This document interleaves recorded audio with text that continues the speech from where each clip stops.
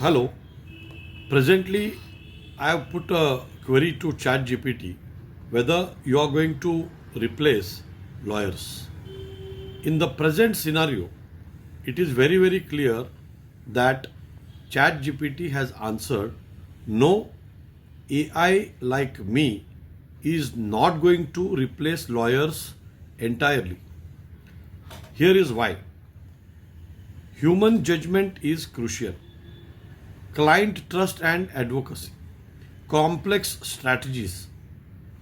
In addition, ChatGPT replied me that what it can do for us, it can draft certain documents, it can summarize the case law, it can check the citations and suggest arguments. So therefore, nothing to worry at this stage, but going forward, be alert and keep yourself updated with the latest technology.